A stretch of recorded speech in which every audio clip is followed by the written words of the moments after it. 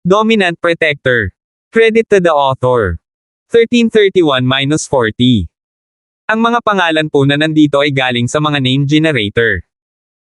Kaya kung meron man pagkakatulad sa mga pangalan ng totoong tao o lugar, ito ay tunay na hindi sinasadya. Kaya naman, nagbubulungan si Akira sa sarili habang kumakain ng lugaw. Naisip niya na dapat niyang subukan at tingnan kung makakakuha siya ng karagdagang pera mula sa kanila bago umalis. Oo, mabuti iyon. Pagkatapos ng lahat, ang mga magnanakaw ay gumamit ng mga kasanayan upang mabuhay. Ito ay isang pagsubok ng kasanayan. Hindi sila gumamit ng armas o lumaban sa bukas. Iyon ang ginawa ng mga gangster. Ngunit, sa paglaki ng mga sekta ng mga magnanakaw, may mga huminto sa pagsunod sa mga alituntunin. Ang ilan sa mga bagong dating ay naging matako at sakam. Bagaman, dahil sa malalaking pangalan sa itaas, hindi nila ito ginawa sa bukas, sa halip ay nagtatrabaho sa mga anino. Kung mas maraming kasanayan ang mayroon ka, mas marami kang nakuha. Siyempre, sa mga magnanakaw na grupo sa mga lungsod, ang mga iyon ay hindi itinuturing na bahagi ng mga sekta. Wala silang tradisyonal na karangalan o kung ano paman. Ito ang dahilan kung bakit nagang si Akira noong araw na iyon. Gusto mo ng lugaw? Naglabas ang Old Hal ng 2 lata nito para kay Terence. Huwag kang mag-alala. Hindi ako ganoon kabobo para lasunin ito. Nandito si Old Hogan. Hindi mo kailangang mag-alala. At sa mga sinabi mo noong isang araw, palagi akong naniniwala sa kanila dahil sa pagdududa sa kanila. Hindi gutom. Kinuha ni Terence ang lugaw at inilagay sa mesa ni Akira. Eto, para sayo. Hindi ito tinanggihan ni Akira, kinuha ito sa halip. Hindi niya matiis na kumain ng lugaw na ganito kahit ilang dolyar pa, 10,000 dolyar. Nagkibit balikat ang Old Hal, walang sinasabi. Medyo kakaiba ang mga personalidad ng mag-asawa, at nasanay na ang lahat. Pagkaraan ng ilang sandali, dumating si Old Hogan sa tent ni Old Hal kasama ang ilang mga lalaki. Medyo nahihiya nang makita niya ang lahat dito. Old Hal, pwede na nating simulan ang operasyon. Oo, nag-scout tayo ngayon. Lahat, halika Terena, tumanggaw si Old Hal. Sa pagkakataong ito, lahat ng benepisyo ay ibinahagi. Sana walang magtago ng anumang kakayahan o anupaman, ilabas mo lang ang magagawa mo. Kung hindi, matatalo tayo bilang isang grupo. Natural hindi ito ang unang beses na nagkatrabaho kami, gayon paman. Tumanggaw si Ken bro. Hindi ako kasing karanasan mo, pero ang tech ko ay top grade. Sabi ni James, tutulong ako kahit saan ko kaya. Basta makuha ko ang aking 20%, syempre, malamig na sabi ni Terence. Sige. Nandito rin si Old Hogan, tapos na, halatang maingat na tao si Old Hal, paulit-ulit na inuulit ang bagay na napagdesisyonan na, natatakot na baka may magkamali, magtitipon tayo rito pagkatapos ng kalahating oras, at mag-scout. Ang mga tao ay nagbigay ng tugon at nagpunta upang maghanda. Si Terence, Amara, at Julian naman ay nakaupo doon na parang hindi nila narinig ang Old Hal. Hindi ba kayo maghahanda? Tanong ng Old Hal. Hindi na kailangan. Tahimik na sinabi ni Terence, ito ay scouting lang, bakit tayo magdadala ng napakaraming gamit? Oyd nagkibit balikat si Hal, iniwan si Terence mag-isa. Ang tao ay malinaw na ayaw makipag-usap kakaibang personalidad. Sa mask na iyon buong araw din. Siguro nga marami siyang kaaway dahil sa kakulaitan niyang ugali, at ayaw niyang malaman ng mga tao kung ano ang itsura niya dahil doon. Hindi pumunta si Akira, pati na rin nakaramdam siya ng pagkakilala sa asawang ito ng mag-asawa. Pang-anim na sentido iyon ng isang babae, o di kaya'y pakiramdam ng isang magnanakaw, ngunit pakiramdam niya ay nakilala niya ito noon pa. Nagsimulang mag-impake ang Old Hal ng kanyang mga gamit, at sa wakas ay hindi napigilan ni Akira na itaas ang kanyang ulo sa laki, si Terence, pataas. Anong tinitingin-tingin mo? Gusto mong mamatay? Alam ni Terence na may hinala si Akira, kaya inayos na niya ang kanyang boses, ngunit gayon paman, maaaring may makitang mali si Akira. Ito ang isa sa kanyang instincts. Inilabas ni Akira ang kanyang dila, iniwan si Terence na mag-isa pagkatapos ng kanyang kakulaitan. Makalipas ang kalahating oras, bumalik ang lahat, dala ang kanilang mga gamit, kasama ang Old Hal. Sa harap nila lumipat sila sa puntod. Ang libingan ay matatagpuan sa isang ugat ng bundok sa ilalim ng bundok. Ito ay ang matarik na patak na uri ng bundok, at ang mga tao ay hindi bababa doon kung hindi nila alam na mayroong isang libingan doon. Ang lahat ng ito ay malalaking bato, walang damo at walang hayop, walang sino man ang bababa sa pagsasaya. Sa gilid ng bangin, inilabas ng mga tauhan ni Old Hal ang mga mabibigat na bahagi ng makinarya, na naglagay ng mabibigat na makinarya. Ang aking mga tauhan ay magbabantay dito, ngunit para sa kapakanan ng patas, maaari mo ring bantayan ang iyong mga tauhan. Sabi ng Old Hal. Ang layunin ng paggawa niyan ay upang ang Old Hal ay hindi basta-basta umahan ng mag-isa at iwanan ang lahat sa ilalim ng bangin. Iniwan ni Ken Bro at James at Old Hogan ang mga lalaking nakabantay doon, ngunit hindi si Terence. Tatlo lang kaming lalaki, hindi na kailangan yan. Mamaya ka na lang umakyat. Natural. Tumigil ang Old Hal, tumango. Siya ang may pinakamaraming lalaki dito, kaya ang huling pag-akyat niya ay patas din. Siyempre, hindi niya alam na nililito lang siya ni Terence sa mga salitang ito. Sa ganitong uri ng taas, kahit isang golden class ay maaaring tumalon pababa, lalo na ang isang mystic. Isang beses siyang sinipa ni Old Linford sa isang talampas ng bundok, at hindi siya namatay dito. Siyempre, hindi ito papatay sa kanya ngayon. Pinababa ng makinarya ang Old Hal, Old Hogan, James, Ken Bro, at grupo ni Terence, bago inilipat ang lahat ng iba pang mga tagasunod ng ibang mga grupo. Ang pasukan sa libingan ay nasa dingding ng bangin, ngunit tiyak na hindi ito ang pangunahing pasukan, isang butas lamang para sa mga magnanakaw. Ang totoong pasukan ay hindi pa rin natuklasan. Pumasok sa butas sina Old Hal, Ken Bro, James, at Old Hogan, kasama ang grupo ni Akira at Terence. Ito ay isang katamtamang laki. Hindi nila alam kung para saan iyon, ngunit may daanan sa harapan nila. Maliwanag, isang landas ang pinilit na buksan.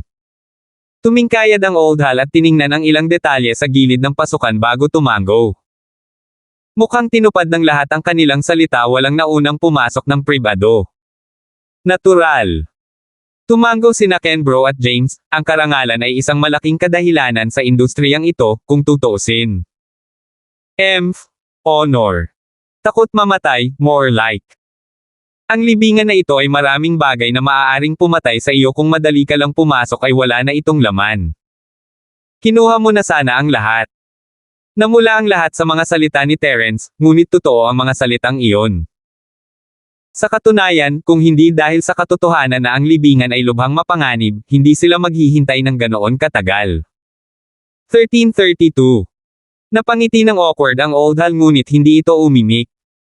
Matapos matipon ang lahat ng lalaki, pumasok siya kaagad sa libingan, patungo sa isang mahabang pasilyo na kaliwat kanan. Umalis ang Old Hal. Hindi masyadong sigurado si Terence sa sitwasyon sa loob ng libingan dahil hindi masyadong binanggit ng mag-asawa sa kanilang journal. Nagbigay nga si Bojian ng ilang mga teorya at tagubilin tungkol sa ilang mga bitag at mekanismo, ngunit nakalimutan ang tungkol sa simpleng yugto ng kaligtasan ng pagpasok sa libingan. Walang sinabi si Terence dahil wala siyang alam, sumusunod sa likod ni Old Hal at ng iba pa sa madilim na libingan. Ang Old Hal ay may liwanag, ngunit walang ibang pinagmumula ng liwanag dito, lalo itong nakakatakot. Sa una, ayos lang, ngunit pagkatapos ng ilang dosenang metro, ang lamig ay nagsimulang tumama sa kanila, kasama ang amoy ng mabulok at amag. Hindi ito naging komportable. Sa kabutihang palad, ang ibabaw ng mga libingan ay tila kumpleto na walang mga labi o sagabal. Mabilis silang kumilos. Maya-maya, nakarinig sila ng biglang pag-click, at naging itim ang lahat. Binubuo ang grupo ng mga veteranong magnanakaw sa puntod, at natural, hindi sila naniniwala sa mga multo o ano paman, ngunit tumigil pa rin sila sa kanilang mga landas. Shit! Ang mga searchlight ay naubusan ng baterya. Na-charge ko ito kahapon. Nagmura si Old Hal. Sino ang nag-charge nito? Hey bro? Ngayon ko lang na-check. Na-check ko na rin yung natitirang power, at wala namang problema.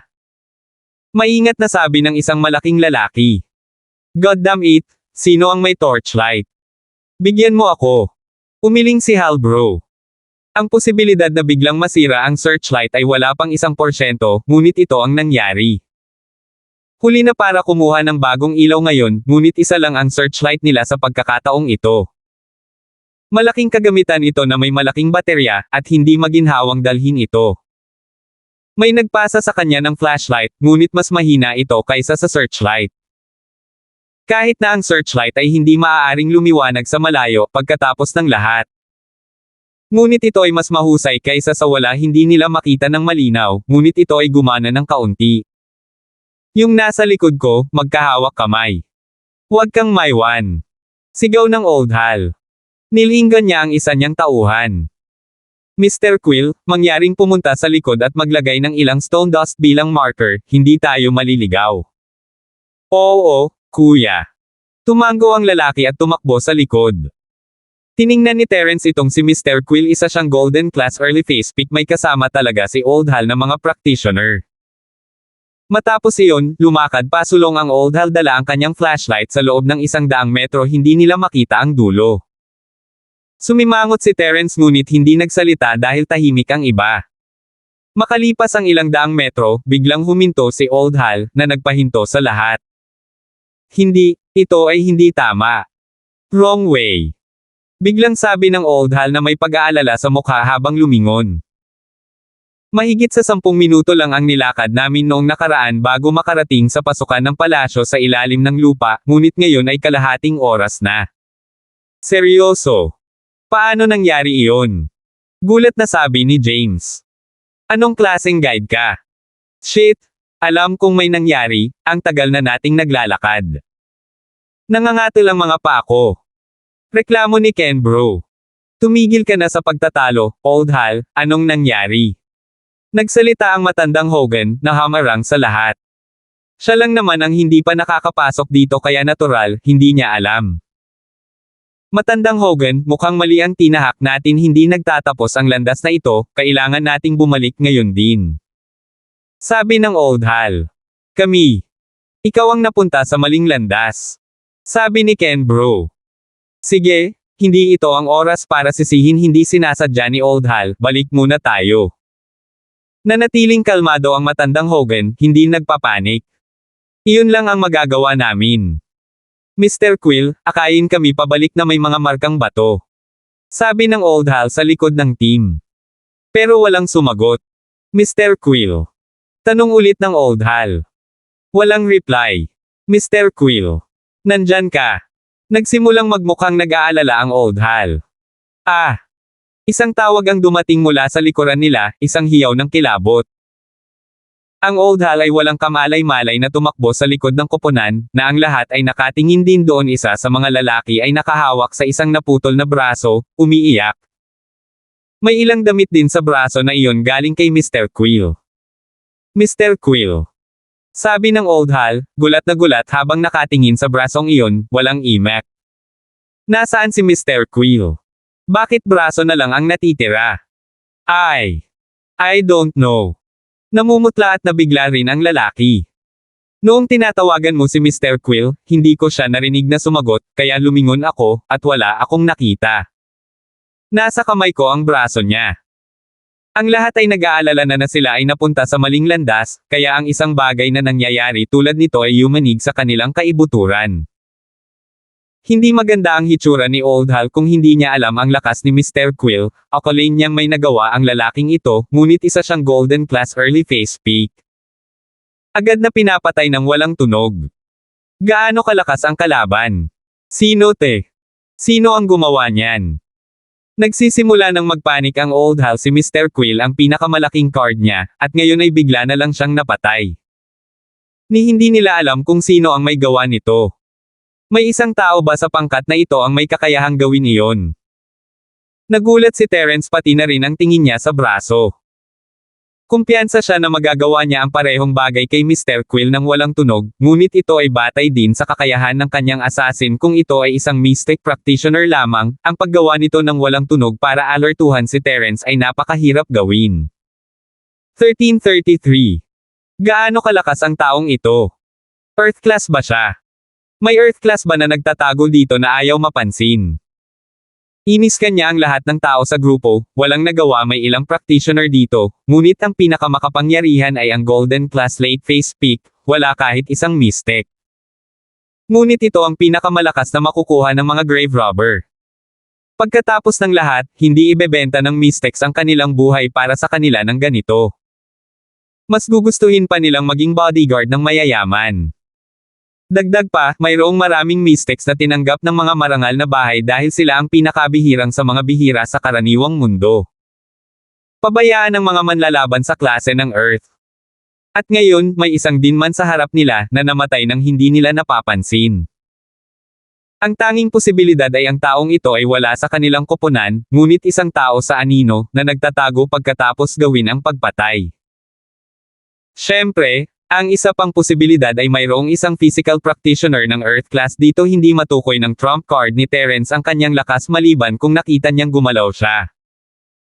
Kung tutuusin, napakahirap makapasok sa Earth class bilang isang physical practitioner kahit ang isang marangal na bahay tulad ng kay Chester ay walang Earth class physical practitioner. Dahil sa pagkamatay ni Mr. Quill, namutla ang lahat, lalo na si Old Hogan. Tumingin siya kina Kenbro, James, Terence, at Amara, matalas ang mga mata. Sino sa inyo ang gumawa nito? Ano ang pakinabang nito? Lahat tayo ay naliligaw at hindi na makabalik, ano ang silbi nito? Old Hogan, hindi iyon isang patas na akusasyon bakit tayo? Hindi natuwa si Kenbro. Hindi kaya si Mr. Quill ang nagpakamatay, who knows? Bakit hindi mo tanungin si Old Hal, who knows if it is his idea to play broken arm like this, planting the blame on US to rini all the rewards. Kalokohan. Kahit gusto kong mabali ang braso, hindi ko hahayaang gawin ito ni Mr. Quill. Nagalit ang Old Hal ang kanyang practitioner ay biglang namatay, at kailangan pa siyang pagdudahan. Si Mr. Quill ay isang golden class early phase pick na ginastos ko ng malaki, bakit ko siya hahayaang mamatay? Marami akong lalaki dito na pwede kong hayaang mamatay kung gusto ko talaga, bakit ko gagawin iyon sa aking practitioner? Patay na ang lalaki, masasabi mong mistake siya, at hindi namin ito mapapatunayan. Malamig na sabi ni Kang Bro. Sige. Isantibi muna ito, at pag-usapan natin ano ang dapat nating gawin ngayon. Sabi ng matandang Hogan na may dismissive na kamay, walang magawa. Old Hal, may problema sa landas na ito. Oo. Mahigit 10 minuto lang na may 5 hanggang 6 na raang metro, pero ngayon ay kalahating oras na. 1 kilometro na, at wala pa ring senyales ng wakas. Maling landas talaga. Umiling ang Old Hal, hinayaan ko si Mr. Quill na tumalikod dahil doon, pero who knows kung ano ang binabalak mo. Baka sinadya mo kaming paalisan dito. Ang matandang Ken ay isang magaspang na lalaki, at sa lahat ng ihi niya sa kanyang pantog, kailangan niyang alisin ito. Shit! Matandang Ken, magsalita ka na naman ng ganyan at tingnan mo kung puputulan ko yung mukha mo. Naiinis na rin ang Old Hal, inilabas niya ang baril sa kanya. Barilin mo ako. Duwag ka ng aso kung hindi. Alam ni Kang Bro na narito si Old Hogan, at hindi lang ganoon ang gagawin ni Old Hal. Old Hal, maglakas loob ka ba? Sabi ni Old Hogan. Pumutok ang baril. Nagpaputok talaga si Old Hal. Kung hindi sinabi iyon ni Old Hogan, hindi siya magiging walang ingat, ngunit ang "you dare" ni Old Hogan. Pinakuluan siya. Bakit hindi siya maglakas loob na gawin iyon? Ang kanyang practitioner ay namatay nang wala sa oras, at siya ay naiinis na tulad niya at ang mga taong ito ay pinaghihinalaan na siya ay kumikilos. Paano kung siya ang pumatay sa kanya? Ni hindi makasigaw si Kang Bro bago bumagsak sa lupa, patay. Gulat na napatingin ang lahat kay Old Hal, inilabas din ng mga tauhan ni James ang kanilang mga baril, sabay turo kay Old Hal. Ayaw nilang mapunta sa katulad ni Old Ken. Old Hal, anong ginagawa mo? Bakit mo siya papatayin? Saway ni Old Hogan. Tumingin si Terence kay Old Hogan, talagang tanga ba siya o nagpapanggap? Siyempre, babarilan si Old Hal kapag sinabi niya iyon sa kanya. Old Hogan, nakita mo rin, gusto niyang barilin ko. Duwag daw ako ng aso kapag hindi ako pumatol. Wala akong choice. Malamig na napa-emp ang Old Hal at lumingon kay James. Huwag kang sumunod, baka mamamatay tayong lahat dito. Itinaas din ng mga tauhan ng Old Hal ang kanyang mga baril sa mga tauhan ni James. Tama na. Kahit na hindi kaaya-aya ang mga salita ni Old Ken, hindi mo siya kailangang patayin. Nandito pa rin ako, hindi ba? Walang magawa si Old Hogan, ang misyon natin ngayon ay tumakas, hindi makipag-away sa ating sarili. Kung gusto mong sumunod, sumunod ka. Kung gusto mong maghiganti para kay Old Ken, makipagdigma ka kay Old Hal, hindi ako sasali, tapusin ang laban, at babalik tayo. Ang mga tauhan ni Matandang Ken ay hindi nagpatuloy sa pagtatrabaho para sa kanya ngayong namatay na siya, maliban sa dalawa sa kanyang kanang kamay. Sa pag-iisip na iyon, ibinaba nila ang kanilang mga baril, maliban sa dalawa pang napatay ng mga tauhan ni Old Hal. Ang sitwasyon ngayon ay malinaw na nasa pabor ni Old Hal, ang paghihiganti para kay Old Ken ay isang masamang hakbang. Sige, balik na tayo. Iniwan ito ng Matandang Hogan. Magkahawak kamay silang naglakad pabalik, pero sa pagkakataong ito, mas mabagal ang takbo nila. Maya-maya, tumigil silang lahat. Kasi, sa harap nila, nahati sa dalawa ang kalsada. Walang nakakaalam kung saan sila nanggaling, at walang mga marka ng alikabok ng bato, tiyak na namatay si Mr. Quill dito. Anong gagawin natin? Napalingon ang mga tao sa harapan. Ibinuka ni James ang kanyang bibig at gustong sigawan si Old Hal at sisihin siya dahil siya ang nangunguna sa lahat dito hanggang sa maalala niya ang nangyari kay Old Ken. Tumahimik siya lang din ang dayuhan dito. Hindi magiging interes niya kung lumaban siya. Anong landas ang dapat nating tahakin, Flying Sparrow Girl? Bumantong hininga si Old Hogan at tumingin kay Akira. Dapat mas magaling ka sa mga bagay na ito bilang miyembro ng Flying Sparrow Sect. Anong landas ang maghahatid sa atin palabas? 1334. Sumimangot si Akira, ang dalawang landas na ito ay pareho. Walang paraan na makakahanap siya ng kahit anong kakaiba sa kanila. Hindi ako makakagawa ng desisyon dito, walang marka o anupaman, na walang mekanismo o bitag. Dalawang landas lang ito, hindi ko masabi. Prangkang sabi ni Akira. Hindi niya nais na iligaw ang sinuman. Matanda Hal, ano ang tungkol sa iyo? Dismayadong sabi ni Old Hogan habang nakatingin kay Old Hal. Hindi ko rin alam. Umiling ang Old Hal. Ang libingan na ito ay napakabihirang, na ang lahat ng mga pasukan ay walang marka. Walang anumang pahiwatig paano nag-navigate ang mga taong gumawa nito, gumagamit ba sila ng mga mapa sa bawat oras? Pagkatapos ay pumunta tayo sa kaliwa. Sa pagkakataong ito, lahat tayo ay maglalagay ng mga marka ng alikabok ng bato sa lupa habang naglalakad tayo pasulong. Babantayan kita sa likuran. Hindi dapat maging problema. Napabuntong hininga si Old Hogan. Sige, pumayag ako. Sinabi ng Old Hal pagkatapos mag-isip tungkol dito sa likod ni Old Hogan, dapat ay maayos ito. Sumasang-ayon din ako. Tumango si James. Kinailangan niyang pumunta ng mag-isa ay mas mapanganib. Sige, tapos na. Tumango si Old Hogan. Kayo pumunta sa kaliwa pagkatapos. Ako ay pupunta sa kanan. Mataray na sabi ni Terence. Inaalerto siya ng kanyang Jade nang makalapit siya sa kaliwa, walang magandang naghihintay doon. Ano? Hindi ka gumagalaw sa lahat. Hindi masyadong natuwa si Old Hogan kay Terence na sumasalungat sa agos. Ito ay ang kanyang mungkahi, pagkatapos ng lahat. May problema ba sa pagpunta ko? Tama. Malamig na tumikim si Terence. Gawin mo ang gusto mo. Tara na. Medyo asar si Old Hogan kay Terence, hindi siya sinundan. Malamig na emph niyang sagot. Ang Old Hal? Gayunpaman, nakasimangot. Naalala niya ang narinig niya noong nakikinig siya sa tent ni Terence. Buong tiwala ba siya na ang tamang panig ay isang mabuting landas? Bakit pa siya lalaban sa bawat isa at aalis, di ba? Sa isiping iyon, nag-alinlangan siya. Matandang Hogan, siguro dapat na rin tayong pumunta. Ano, naniniwala ka ba sa kanya? Mukhang hindi nasisiyahan ang mukha ng Matandang Hogan. Sumasang-ayon din ako sa pagpunta sa tama. Sabi ni Akira.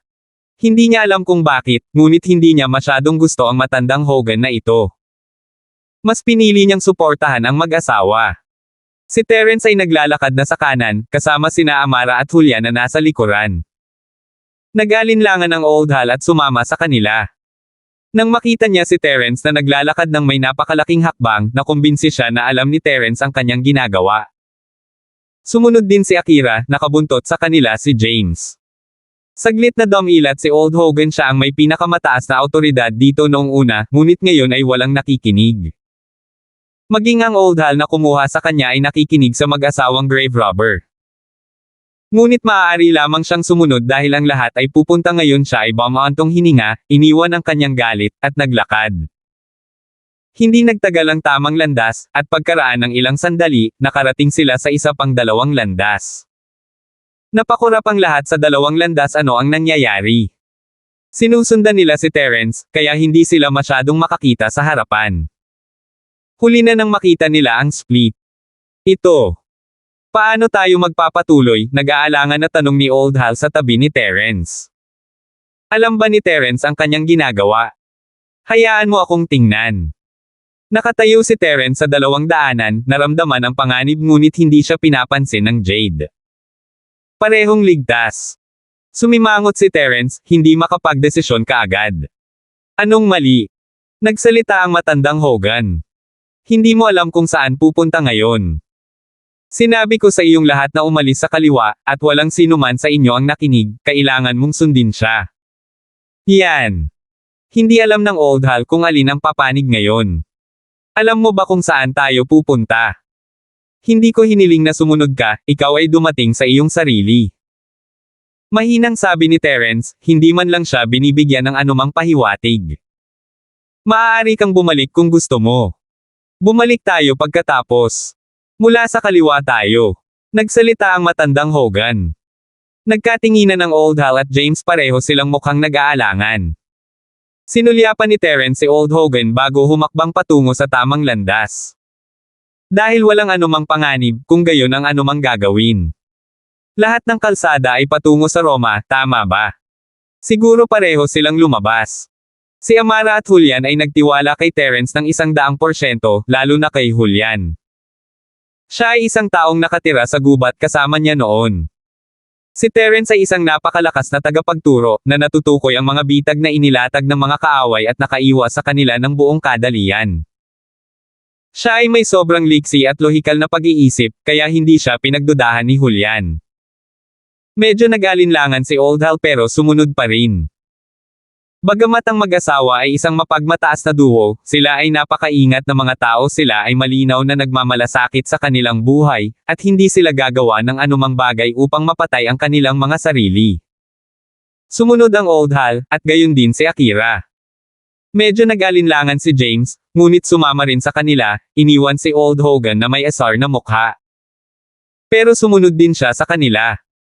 Makalipas ang 100 metro, biglang huminto si Terence. Anong mali? Huminto ang Old Hal, walang nahati sa harap, ano ang ginagawa niya? Tumingin ka sa likod mo. Tahimik na lumingon si Terence. Sa pagkakataong ito, mas binibigyang pansin ni Terence ang daanan ay may bahagyang kurba dapat dito kung saan nagtagpo ang dalawang landas. As expected, may dalawang daanan sa likod nila, kapareho ng nakita nilang split kanina. Lumabas sila sa tamang landas. Isa pang split. Nagulat na sabi ng Old Hal. Kung hindi ako mali, lalabas tayo dito kung umalis tayo kanina. Magkakonekta ang dalawang landas na ito. Dahil doon, nagpatuloy si Terence sa paglalakad. Hindi na nagdalawang isip pa ang Old Hal, sinundan niya kaagad si Terence. Ganoon din ang ginawa ni na Akira at James, kasama ang sobrang asar ni Old Hogan. 13:35. Pagkaraan ng ilang sandali, dumating sila sa isang three-way split. Tatlo sa kanila ang eksaktong pareho, at sinumang walang mapa ay mawawala. Tumayo si Terence sa tatlong landas, sinubukan ang mga ito, at pinili ang tamang landas ng walang pag-aalinlangan. Ang gitnang landas ay ang tanging binalaan siya ng Jade, at nagbigay ito ng matinding alerto. Si Terence ay natural na muling pinili ang tamang landas. Sinundan ng iba si Terence, at maging si Old Hogan ay hindi na nagsalita. Pagkaraan ng ilang daang metro, muling huminto si Terence ngunit walang nahahati sa harap nila. Walang kamalay-malay ang matandang Hogan na tumingin sa likuran niya, wala ring mga split doon. Bakit tumigil si Terence? Namatay ang lalaki mo rito, sabi ni Terence. Huminto ang Old Hal, nagliwanag ng flashlight pataas may mga tumalsik na dugo doon, bagamat kailangan mong pagtuunan ng pansin upang makita ito. So, ibig sabihin ito ang tamang landas. Masayang sabi ni James. Mukhang hindi nasisiyahan ang Old Hal. Lahat ng mga kalsada ay patungo sa Roma, sino ang nakakaalam kung ang kaliwang landas ay haantong din dito. Ngunit walang nakipagtalo sa kanya tungkol doon, lahat sila ay nangganyo ng pag-asam ng tagumpay. Ngunit, nasaan ang katawan ni Mr. Quill? Ang Old Hal ay tumingin sa paligid, nalilito. Walang bangkay. Hindi ko alam. Sabi ni Terence. Hindi ko obligado na hanapin ang bangkay para sa iyo. Kung gusto mo, maaari kang manatili at maghanap. Hindi. Susundan kita.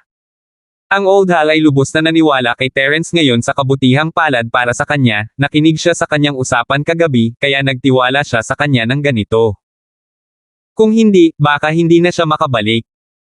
Sa pagkakataong ito, may mga marka ng alikabok ng bato, maliwanag na iniwan ni Mr. Quill kasama ang kanyang bangkay kahit saan. Dahil dito ay nahulaan ni Terence na mayroong isang practitioner na nakatago dito. Siyempre, napakalayo ni Mr. Quill kay Terence noon na napakaraming taong magkahawak kamay. Ito ay isang mahabang pila. Hindi man lang niya naramdaman ang aura ng practitioner, pero kung mas malapit sila, gagawin niya. Nandito na. Tumigil si Terence at biglang lumingon. Dito tayo nagkamali. May isa pang pasukan, nagkamali sila. Tama, naalala ko ngayon, may malaking bato na nakaharang sa entrance dito kanina, mali ang lakad ko kasi nawala yung bato. Kanina ko pa hinahanap yung bato. Hindi ko alam na natanggal na pala. Sinampal ng Old Hal ang kanyang ulo.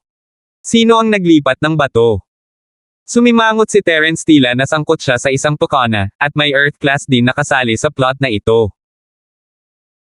Akala niya ay isang mistiko na ang pinakamalakas na makakaharap nila sa grupo ng mga magnanakaw na ito, ngunit ito ay wala sa kanyang inaasahan.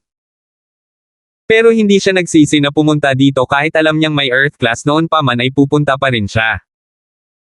Gagawin niya ito para kay Trixie anuman ang gastos, kahit nabanta ito sa Earth class. Kung pipigilan niya siya, gagamitin niya ang kanyang energy bomb at sasubog siya. Maaaring mabuhay pa siya pagkatapos niyang sirain, ngunit siguradong patay na siya. Kaya't kahit na dumating ang isang klase sa Earth, mapipilitin nito si Terence, ngunit hindi ito magtutulak sa kanya palayo sa misyong ito sa libingan. May pumasok sa libingan na ito. Naalala rin ni James ang bato, may pumasok bago tayo. Pero, ang mga markang ginawa ko sa pasukan, hindi sila pinakialaman. Kumunat ang noo ng Old Hal, nagdududa. Bagaman, kung sapat na ang iyong tsinggong, maiiwasan mong guluhin ang maliliit na marka, ang punto ay ako lang ang nakakaalam kung paano gumagana ang mga marka.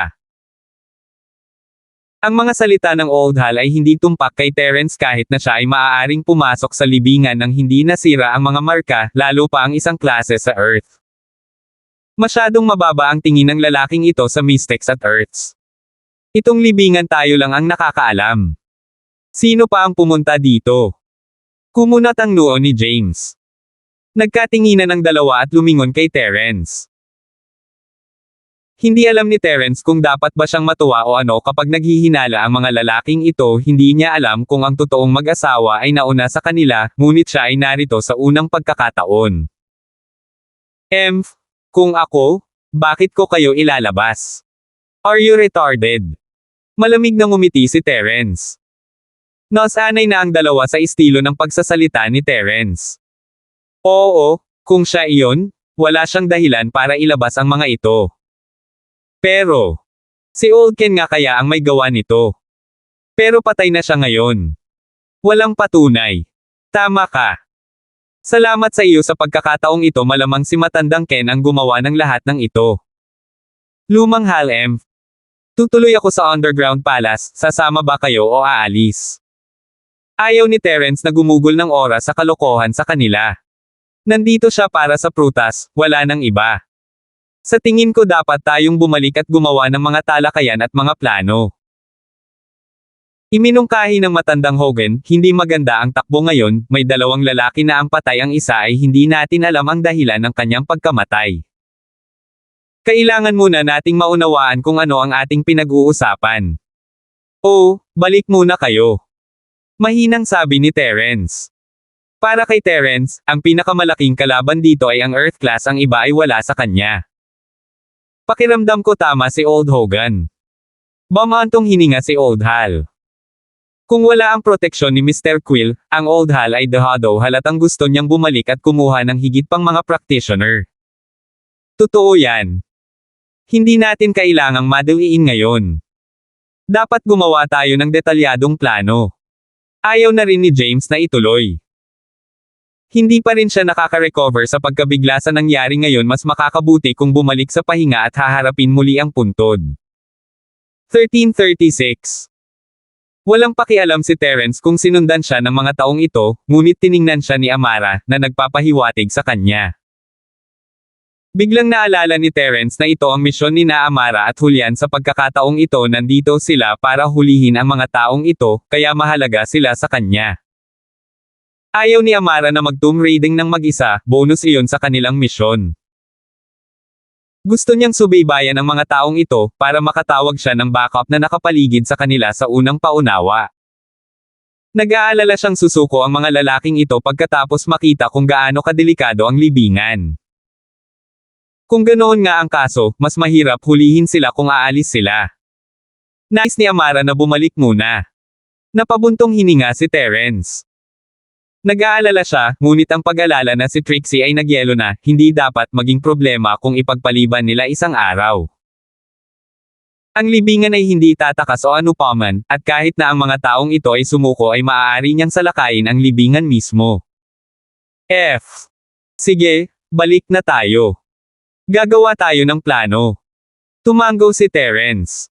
Nakahinga ng maluwag si Old Hogan, mas palakaibigan din ang kanyang mukha. Pupunta kami bilang isang koponan, pagkatapos paano kung may nangyaring mali, pagkatapos ng lahat. Umakyat ang lahat sa pamamagitan ng makinarya, bagamat sa pagkakataong ito ay wala sa kanila sina Old Ken at Mr. Quill. Magaling si Mr. Quill, ngunit may mga lalaki si Old Ken doon. Paano ito haharapin ni Old Hal? O, nakipag-ugnayan na ba siya sa kanyang mga tauhan para patayin ang mga tauhan ni Old Ken? Wala na ang mga pinakamalapit na katulong ni Old Ken sa oras na bumangon sila, at ilan lang sa kanyang mga tauhan ang bumaling sa koponan ni Old Hal. Ganyan ang mundo, patay na si Old Ken, at walang dahilan ang mga lalaking ito na ipaglaban siya hanggang sa kanilang kamatayan. Ngunit walang pakialam si Terence sa lahat ng ito. Ang Old Hal ay isang kalunos-lunos na piraso ng chess din, kahit na tila nakakuha siya ng ilang mga benepisyo, na pinatay si Old Ken at nakuha ang kanyang mga tauhan, naramdaman ni Terence na siya ay ginagamit din. Mayroong isang napakalawak na lambat na sumasakop sa lahat ng tao dito, na may isang puppet master sa likod nila na nagtutulak sa kanila ayon sa kanyang mga plano. Malamig na tiningnan ni Terence ang mga magnanakaw na ito at walang sinabi, umalis sa kanyang tolda kasama sina Amara at Julian. Pagkatapos ng 2 hakbang, lumingon siya kay Akira. Mag-ingat ka. Delikado ang lugar na ito, at sa maliit na kakayahan na mayroon ka, mas mabuti kung umuwi ka. Tumigil si Akira, may gusto siyang sabihin, ngunit umalis na si Terence. Walang nagpapansinan, ganyan ang mag-asawa, kung tutuusin, nagtatahol sa mga taong ganyan. Inakala ng Old Hal na si Terence ay gumagawa lang ng pahayag tungkol sa kung gaano kawalang kwenta si Akira, na hindi direktang tina-target ang Old Hal na iyon. Hindi kaya nila nagustuhan ang paghahati ng mga reward. Ito ay normal. Marahil, mula noong namatay si Old Ken ngayon, mayroon siyang 15% dagdag. Interesado ba sila doon? Medyo madilim ang mukha ng Old Hal habang iniisip iyon, alam niyang imposibleng salakayin ang libingan na ito nang walang tulong ni Terence ngayon. Halos mawala pa sila ngayon. Kung hindi niya binigyan ng mas maraming benepisyo si Terence, baka bumangon na lang siya at umalis. Pagkatapos ito ay magiging ganap na walang pag-asa. Sa kanilang personalidad, talagang isang bagay na hindi makatwiran ang kanilang gagawin. Naisip ito ng Old Hal at nagpas siyang magbigay ng bahagi ng benepisyong ito kay Terence. Pagkatapos ng lahat, siya ay isang mahalagang miyembro ng koponan. Magpahinga na kayong lahat, pumunta kayo sa tent ko mamaya, at pag-uusapan natin ang plano. Sabi ng Old Hal sa lahat. Sana ay makapagbigay ka pa ng ilang ideya mamaya, Old Hogan. May mga taong ayaw nang makinig sa sasabihin ko. Umiyak si Old Hogan, asar habang nakatingin sa papaalis na figure ni Terence. Old Hal, huwag magdala ng mga taong hindi sumusunod sa plano sa susunod. Old Hogan. Ganyan ang mag-asawa, pero may kakayahan silang tao, sigurado iyon. Kailangan natin sila para sa raid na ito. Sabi ni Old Hal. Siya ay nasa isang mahirap na posisyon, ngunit siya ay medyo hindi nasisiyahan sa Old Hogan na. Hindi niya sasabihin sa kanya kung alam niya ang tungkol dito, hindi lang siya nakakatulong, nagdudulot pa siya ng gulo. Pero ngayong nandito na siya, hindi na lang niya pwedeng hilingin na umalis siya o kung ano man. Medyo nakakabahala. Swerte lang siya, hindi big deal. Tumango si Old Hogan. Sina Terence at Amara at Julian ay bumalik sa tent, kasama si Julian na nagsuri kaagad kung may mga bug. Kumaway ng kamay si Terence. Ayos lang, huwag mong sayangin ang iyong lakas, hindi siya masyadong pipi para gamitin ang taktika na ito ng 2 beses para mangirita ang mga tao. Ayaw niya pa tayong menas. Nag-iwan si Terence ng isang piraso ng impormasyon, at iyon ang katotohanan na ang kanyang Jade ay hindi siya naalarma. Ligtas ang tent. Tama ka, kailangan ka pa rin nilang tulungan sa pagsalakay, ngunit Terence, paano mo nalaman kung aling landas ang tatahakin? Tumango si Julian, nagulat habang iniisip ang nangyari ngayon. Alam niyang magaling si Terence sa mga bagay na tulad nito, ngunit walang anumang pahiwatig o anumang bagay sa libingan, ngunit natagpuan ni Terence ang tamang paraan. Instinct, naniniwala ka ba? Ngumiti si Terence, ayaw talagang makialam sa paliwanag ng kanyang Jade. Nagkibit balikat lang siya. Napahinto si Julian ngunit tumango. Oo naman. Bakit hindi? Ha? Ngumiti si Terence. Sige, huwag na nating pag-usapan ito, pag-usapan natin ang puntod. Maghanda kayo. Malamang may practitioner dito. Practitioner. Ibig mong sabihin ang pumatay kay Mr. Quill. Hindi tanga sina Amara at Julian na hulaan din nila ang problema. Si Mr. Quill ba talaga ay isang golden class early phase peak? Oo, hindi nagsisinungaling si Old Hal. Tumango si Terence. Ang isang taong makakapatay sa kanya ng isang hit ng tahimik ay maaari lamang maging isang Earth class, o marahil isang Mystic late phase peak, kahit na ako ay walang garantiya na papatayin lamang si Mr. Quill ng tahimik ng buo. 1337. Siyempre, hindi idinagdag ni Terence ang katotohanan na may mga diskarte sa pagpatay, pati na rin ang isang lason na maaaring makawala kay Mr. Quill, ngunit si Mr. Quill ay pinatay ng may malupit na lakas lamang, sa katahimikan. Ang pagpatay kay Mr. Quill, nakahawak kamay sa lahat, nang hindi napapansin ng mga tao, ay hindi gagana kung ang pumatay ay gumamit ng pagkalason o pagpatay. Pareho nilang ipapahinto saglit ang katawan ni Mr. Quill, na nagresulta sa paglingon ng taong kahawak kamay niya. Mapapansin nila. Kaya, para magawa ito ng hindi napapansin ng mga tao, kailangan niyang putulin kaagad ang braso ni Mr. Quill, halos kasabay ng pagpatay sa kanya. Kailangang patay na si Mr. Quill bago pa man siya makapag-react sa sakit. Hindi na ito assassination. Ito ay isang direktang, daylight killing. Si Terence ay natural na walang garantiya na may sugawa ito. Ngunit ginawa ito ng kalaban. At saka, hindi man lang naramdaman ni Terence ang lakas at aura ng taong ito. Hindi rin siya na-alerto ng Jade, ibig sabihin, si Mr. Quill lang ang pinuntirya, hindi siya, at hindi si Amara, Julian, o maging si Akira. Ang sistema ng alerto ng Jade ay medyo kawili-wili, si Terence mismo ay hindi ito lubos na naiintindihan. Para bang kilala nito ang kanyang puso, kinikilala ang kanyang mga kakampi at mga kaaway. Gagana ito kung magpasya si Terence na may kaibigan. Ito ay tulad ng isang network ng mga kaibigan, nag-a-apply lamang sa kanyang mga kaibigan. Earth class. Si Amara at Julian ay labis na nabigla sa mga salita ni Terence, na nakatingin sa isa't isa nang nakabuka ang mga bibig. Hindi ba't iyon ang uri ng lakas na nakikita mo sa maalamat na mga nakatagong bahay? Parehong mula sa mga marangal na bahay ang dalawa, at natural, naiintindihan nila ang ibig sabihin ng pagiging Earth class. Kahit na ang Mystic Late Phase Peak ay napakabihirang. Hindi ko alam ang mundo ay maraming kakaibang bagay doon. Bagamat sa iyong pananaw, mayroon lamang ang mga nakatagong bahay na mayroong mga Earth class practitioner, maaaring may mga Earth class fighters na kontrolado rin ng mga itim na grupo. Tulad nitong magnanakaw na mundo, halimbawa. Sabi ni Terence. Tama ka. Sabi ni Amara. Ang aking pag-iisip ay masyadong limitado, ang iniisip ko ay ang mga legal lamang, hindi isinasaalang-alang ang mga underground na grupo. Kung talagang narito ang isang klase sa Earth, hindi ko ipinapayo na labanan siya. Wala akong ganap na katiyakan na gagawin siya, at mas mahirap na mahuli siya ng iyong mga tauhan. Walang makakapidyaw sa kanya kung gusto niyang tumakbo kasama ang isang tao. Mahinang sabi ni Terence. You guys should change your plan a bit. Don't go into something that you can't handle. Bagaman, kung talagang gusto ni Terence na makipag-away sa Earth class na ito, parang wala siyang pagkakataon. Ngunit may mahalagang bagay siyang pinuntahan sa libingan na ito, at kung ang lalaking ito ay hindi makialam sa kanya, wala siyang pakialam sa ginawa niya.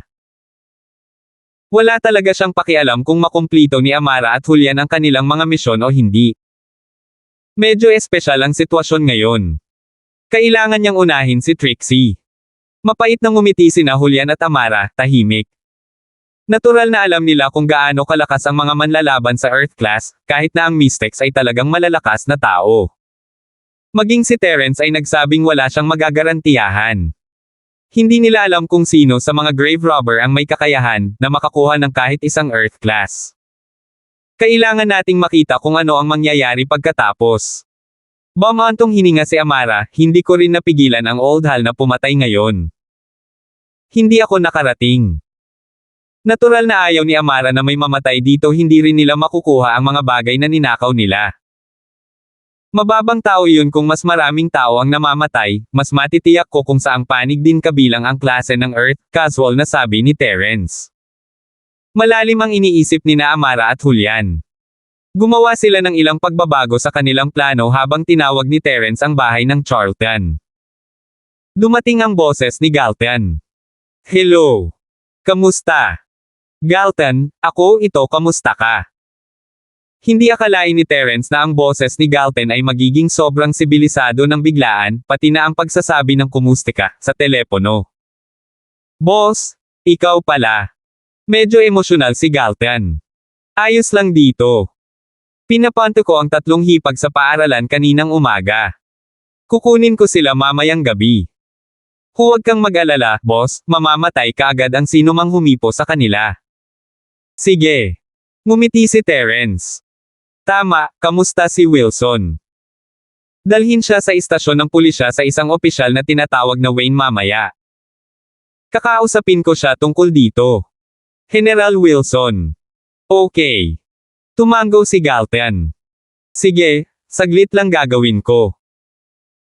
Biglang naalala ni Terence si General Wilson noong nasa libingan sila. Kung narito siya, mas mababa ang problema niya at mas maraming garantiya. Pagkatapos ng lahat, ang mga aso ay may malalakas na ilong, at ito rin ay magiging backup ng kay Terence.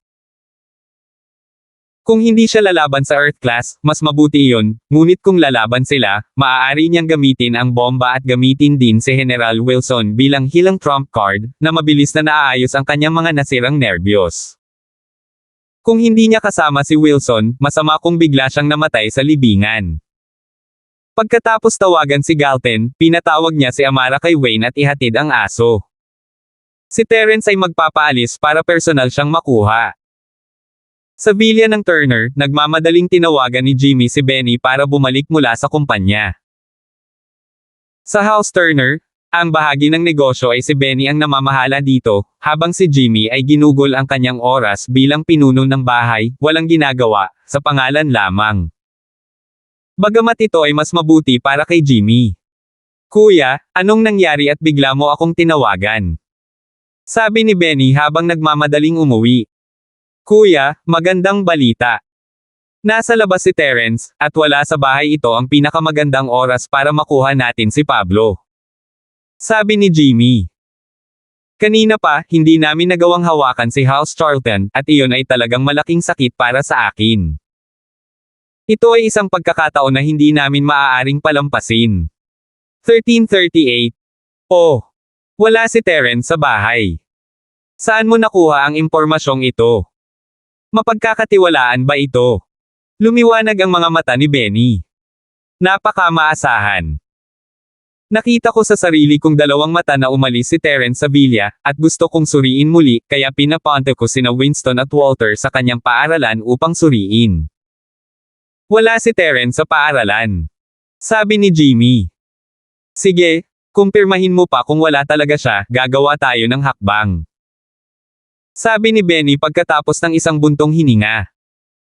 Ayaw din niyang bitawan ang pagkakataong ito, matagal na niyang gustong lumipat kay Pablo. Sa totoo lang, pangalawang kapatid, gumaling na ang ating mga housemates practitioner kahit narito si Terence, hindi ito dapat maging problema, maaari nating hayaan silang pilayin siya. Sabi ni Jimmy. Malakas sila para sampelan lang siya at ang Fredo na iyon kung hindi dahil sa Mr. Warrior na iyon.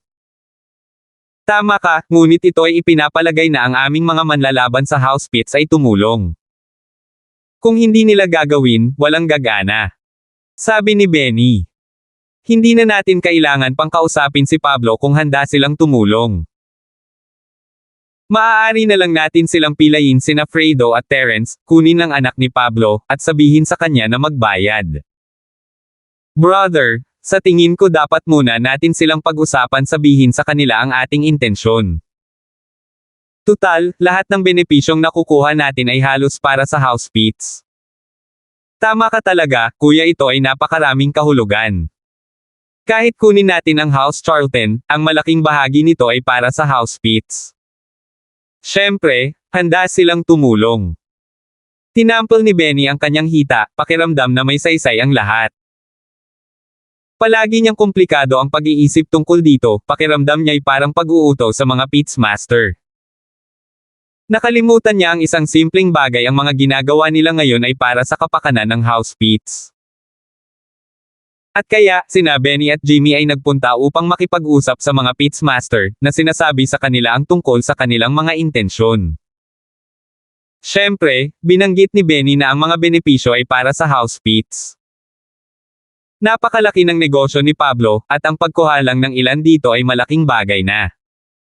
Natural, hindi iyon problema.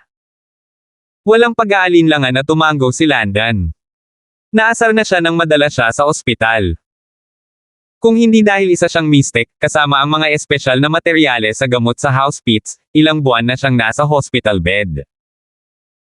At nadidismaya lang siya na wala nang mapagpahingahan ang sarili nang biglang may dumating na punching bag na tinatawag na House Charlton. Ituturing namin ito bilang ehersisyo, kung gayon. Tumanggo rin ang ibang pits. Magaling iyan. Dahil ayos na ang dalawang masters, dapat tayong lumipat sa lalong madaling panahon. Paano na ngayong gabi? Sabi ni Benny. Sa gabi, babalik si Cheryl mula sa paaralan, at susunduan sila ng Golden Class Early Phase Physical Practitioner na si Fredo. Maaaring lumitaw din si Terence, ngunit maaaring hindi rin. Pakiusap, huwag kang magpigil at pilayin na lang sina Fredo at Terence. Mas mabuti kung mamatay na sila. Isasama na lang natin si Cheryl, at tapos na ang mission. Madali lang yan, walang problema. Buong pagmamalaking tumanggo si Landon. Ano ang lakas ni Terence? Mystic Mid-Phase Spiritual Practitioner. Oo, isang Mystic Mid-Phase.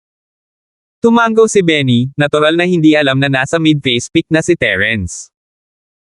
Isang maliit na mid-phase mystic, papatayin ko siya ng isang sampal. Tumanggo si Landon. Siya yung tipong mahilig mangbuli sa mga mas mahina sa kanya.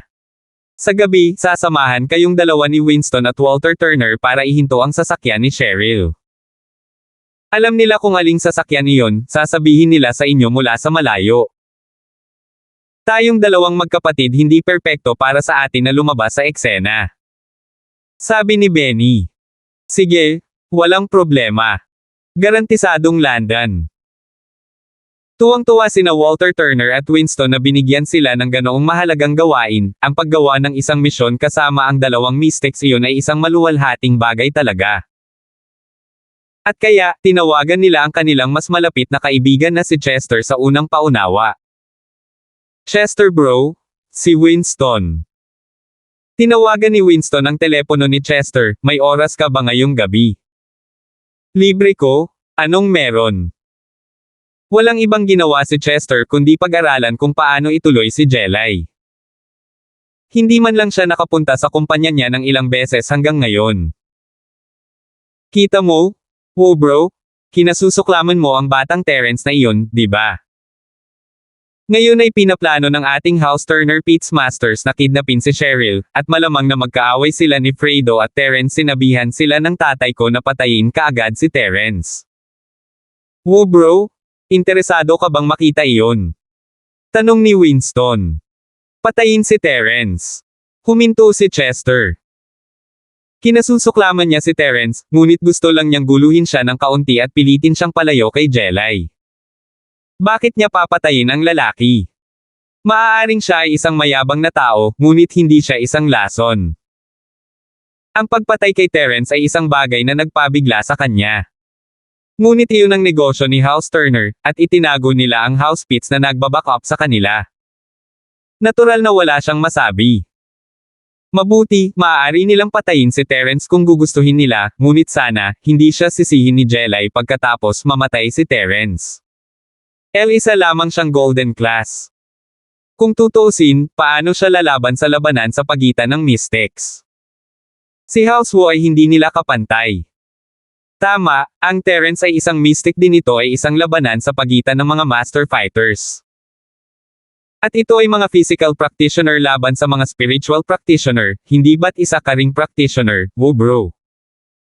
Maaari kang dumating na may matutunan sa kanilang laban. Ayaw munang pumunta ni Chester, nag-aalalang hindi siya papansinin ni Jelay kapag nalaman niya ang totoo, ngunit nagbago ang isip niya sa sinabi ni Winston. Tama siya. Ang labanan ay sa pagitan ng mga master, at may mga physical practitioner din. Siya ay maaaring matuto ng kaunti, at sino ang nakakaalam kung ang isang maliit na galaw lamang mula sa kanilang panig ay magbibigay liwanag sa kanyang sariling pagsasanay. Nagsimula siyang maging interesado. Isang tingin lang ha. Hindi siya ang papatay kay Terrence, sa bagay, si House Pitts at House Turner. Wala siyang kinalaman dito. Sige, pupunta ako at tingnan kung may matututunan ako. 1339. Pagkatapos ay napagdesisyonan na. Chester bro, baka pwede ka munang magmaneho papunta sa House Turner. Sabay tayong pumunta. Sabi ni Winston. Sige, pupunta ako. Tumango si Chester. Tinawag ni House Turner si Chester upang tingnan ay talagang maaari nilang ipakita ang kanilang lakas. Hayaan silang makita kung gaano katigas ang nakatagong House Pitts. Ipapaalam nito sa iba pang marangal na bahay kung gaano sila kalakas. Well, tanong ni Benny pagkababa ni Winston. Sabi niya oo. Tumango si Winston. Sige, mabuti iyon. Sa pagkakataong ito, itulak natin ng malakas at malayo ang pangalan ng ating pamilya. Malapit na ang pulong ng Noble House sa suporta ng House Pitts. Siguradong makakakuha tayo ng magandang lugar. Masayang sabi ni Benny. Sa gabi, si Galton ay nasa Bentley ni Uncle Fredo, papunta sa Starfield's first school. Naupo si Galton sa co-pilot seat, na parang bodyguard habang nakatitig sa kanyang paligid ng alerto. Isa itong mission boss na si Terrence ay nagbigay sa kanya, hindi niya ito magugulo. Medyo naaliw si Uncle Fredo sa inasal ni Galton saan nakahanap si Terrence ng kakaibang lalaki na ganito. Si Cheryl, Yasi, at Josephine ay lumabas kaagad.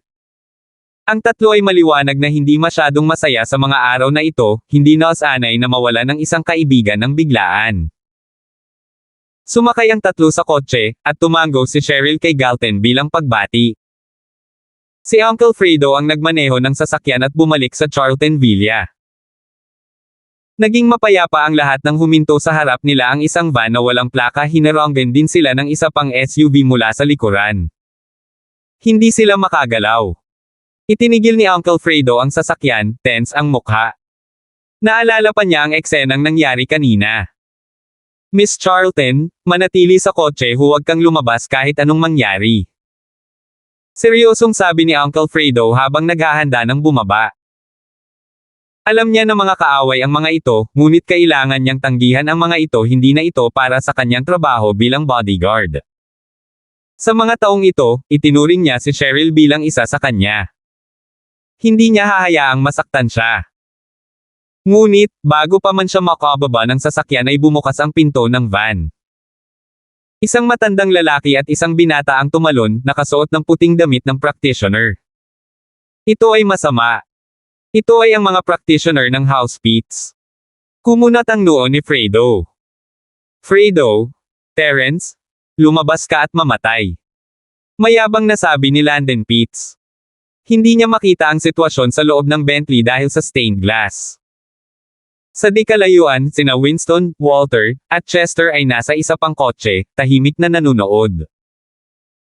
Iyan ay isang mystic late-face peak spiritual practitioner para sa iyo, na mukhang cool. Sabi ni Chester habang naiinggit na nakatingin, kailan ako magiging ganyan? Si Chester ay isa na humanga sa malakas natural lang iyon. Pagkatapos ng lahat, siya ay isang practitioner sa isang marangal na bahay. Ito ay isang normal na panaginip. Haha, huwag kang mag-alala, Chester bro, pagkatapos nito ay hahayaan namin ang mga masters ng Housepits na magturo sa iyo ng isa o dalawa, matututunan mo talaga. Sabi ni Winston. Oh, ang galing. Salamat dyan, Winston. Masayang sabi ni Chester. Ang kanyang lolo ay isang mistiko rin, ngunit may mga limitasyon. Kung ang ibang mystic physical practitioner ay nagbigay sa kanya ng mga payo, ito ay lubos na makikinabang sa kanya. No need to thank me. Manood tayo ng palabas. Sabi ni Winston sabay wave ng kamay. Lumakad si Landon papunta sa Bentley ng napakayabang, ipinapalo ang kanyang palad sa Bentley at idinikit ito, nag-iwan ng tatak ng kamay. Lumabas ka, bilasan mo at lumabas ka kung hindi, sa isubog ko itong sasakyan. Malakas na sabi ni Landon. Seryoso. Ganito ba kaitigas ang kung fu ng Pitts? Iyon ay ilang kamay na bakal dito. Sabi ni Chester na napahanga.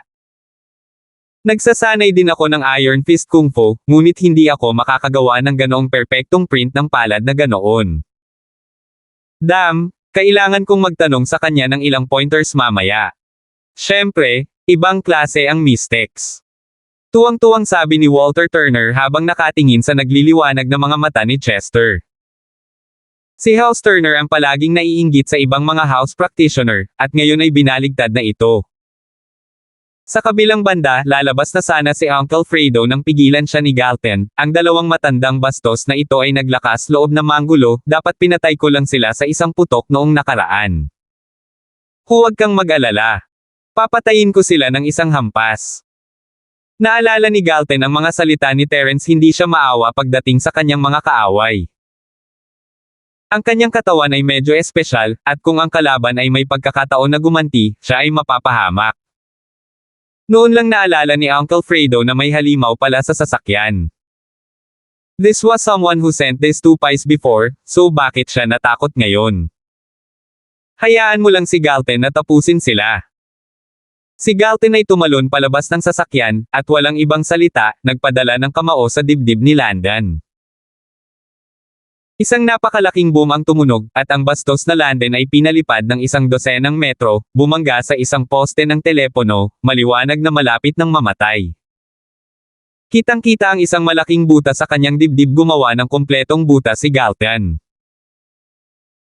Ang isa pang Mr. Pitts ay nakaramdam din ng pagmamayabang at magdadagdag na sana ng sarili niyang salita nang matapos si Landon upang mailabas ang kanyang galit mula sa ospital, ngunit bago pa siya makapagsalita, may isang lalaki na tumalon at pinalipad si Landon.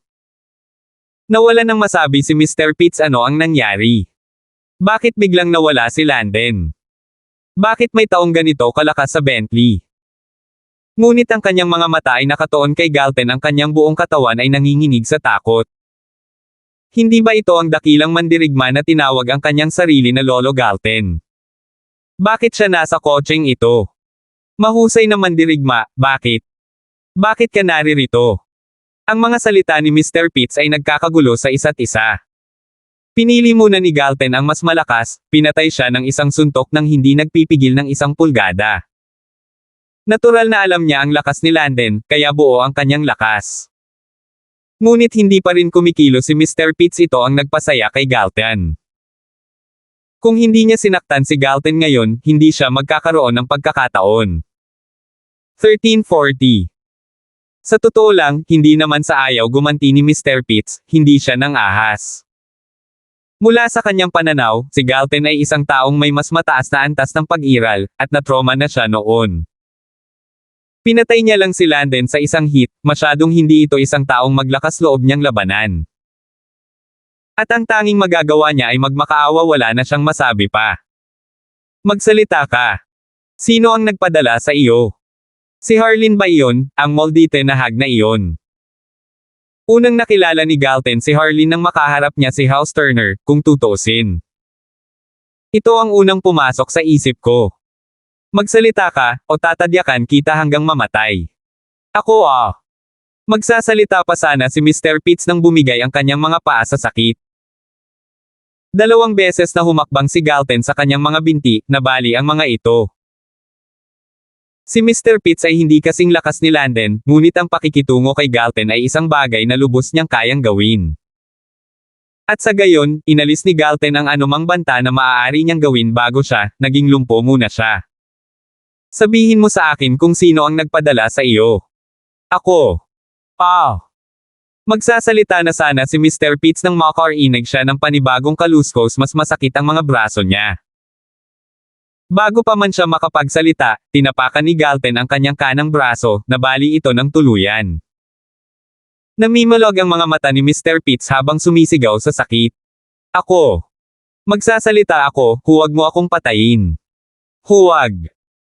Sige, magsalita ka, sabi ni Galten habang tinatapakan ang kaliwang braso, nabali rin ito. Ang layunin ay simple, hindi niya maaaring hayaan itong si Mr. Pitts na magkaroon ng anumang pagkakataong gumanti. Kinailangan niyang i-disable muna ang lahat ng kanyang mga paa bago siya makapagsimula ng ligtas na pagtatanong. Sinasabunutan ng sakit si Mr. Pitts ngayon, magsasalita na sana siya, bakit tinatapakan pa siya ng lalaking ito? Kaya ba niyang hayaan siyang tapusin ang kanyang mga pangungusap? Sa di kalayuan, ang 2 kapatid ni House Pitts ay lubos na nabigla. Anong klaseng practitioner ito? Pinatay si Landen sa isang hampas at napilayan ang lahat ng mga paa ni Mr. Pitts nang hindi siya hinayaang magsalita. Itinatanong ba niya siya o binugbog siya? Si Chester lang, gayunpaman, ang nakakaramdam ng humanga at emosyonal. Gaano kalakas ang lalaking ito, hindi ba masyado? Ang pagpatay sa isang Mystic Late Phase Peak Physical Practitioner sa isang hit. Gaano siya ka-master? Sapat na siyang humanga sa hukay na ginawa ni Landen sa kotse, ngunit ang taong ito ay gumawa ng isang buong butas sa dibdib ni Landen, agad siyang pinatay. Kakausapin ko. Si House Turner. Si House Turner ang nagsabi sa akin na kidnapin si Cheryl. Hindi ko kasalanan. Hindi ako ang utak, si House Turner. Buong sabi ni Mr. Pitts, hindi siya Turner, wala siyang dahilan para ipagtanggol si House Turner. At malapit na siyang mamatay. Wala siyang panahon para maging considerate para kay House Turner. Ito ay House Turner, pagkatapos ng lahat. Tumango si Galten at hinaila siya pataas bago siya itinapon sa van, sumabog siya sa metal at pumasok sa van. Tumigil siya sa paghinga. Tinapik ni Galten ang kanyang mga kamay at nagsalita ng maganda, sinabi ni boss na dapat mamatay kaagad ang sinumang manggahas na hawakan si Cheryl. Dahil doon, ipinatong niya ang isang paa sa van at sinipa ito palayo para sa Bentley. Paakay na sana si Galten sa kotse nang may lumabas, lumuhad sa lupa. Shifu, pakiusap, tanggapin mo ako bilang iyong disipulo. Ikaw talaga ang pinakamalakas sa mga physical practitioner. Mangyaring kunin ako bilang iyong disipulo. Si Chester iyon. Hindi niya maaaring pabayaan ang pagkakataong ito matapos makita kung gaano kalakas si Galten. Siya ay hindi bababa sa isang klase sa Earth, sigurado, na kayang pumatay ng isang Mystic Late Phase Peak Practitioner ng walang pagsisikap. Paano yun mas mababa kaysa sa klase ng Earth? Malamang mas mataas siya doon. Sino ka? Sabi ni Galten, nagtataka kung saan nanggaling ang lalaking ito. Medyo nahirapan siya. Ako si Chester, ang tagapagmana ng House Wu. Nagpakilala si Chester. Ako rin ay isang pisikal na pagsasanay, ngunit ako ay nasa unang bahagi lamang ng Golden Class. Nako, Scrum, wala akong panahon para maging disciples. Kailangan ko pang tulungan ang boss ko na maging bodyguard ngayon. Inip na ikinaway ni Galten ang kanyang kamay. Kung ganun ako na lang ang follower mo, ayos lang. Sabi ni Chester na binago ang taktika. Follower. Ano ang magagawa mo? Tatanggihan sana siya ni Galten, ngunit naisip niya na marahil ay kapaki-pakinabang na magkaroon ng isang tao na magpatakbo. Kaya kung gawin ang lahat. Anumang bagay na hindi mo gustong gawin sa iyong sarili, halimbawa, magagawa ko. Basta't maaari mo akong turuan ng isang galaw o dalawa kung minsan.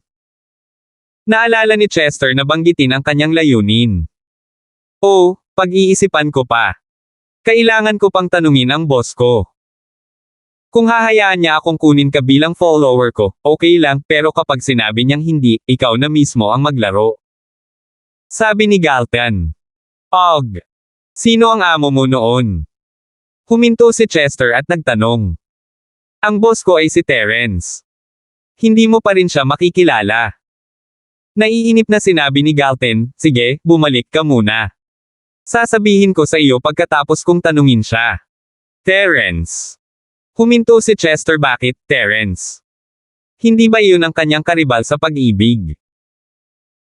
Bigla niyang naalala na ito ang kotse ni Cheryl na kanyang nilabasan, at si Terence ay ang bodyguard ni Cheryl kaya hiniling ni Terence sa kanyang tagasunod na protektahan si Cheryl para sa kanya, ito ay makatuwiran. Ngunit, nakakalito pa rin si Terence ang amo ng makapangyarihang halimaw na ito. Hindi ba't nangangahulugan iyon na mas malakas si Terence kaysa sa kanya?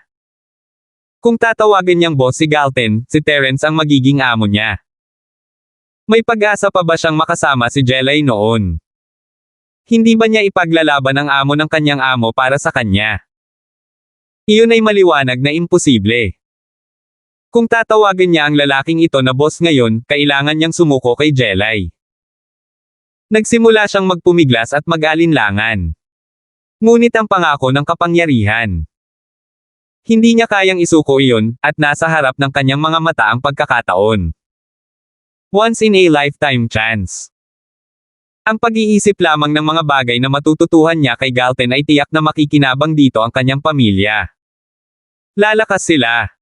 Salamat po at sinamahan ninyo ako, ingat lagi mga master.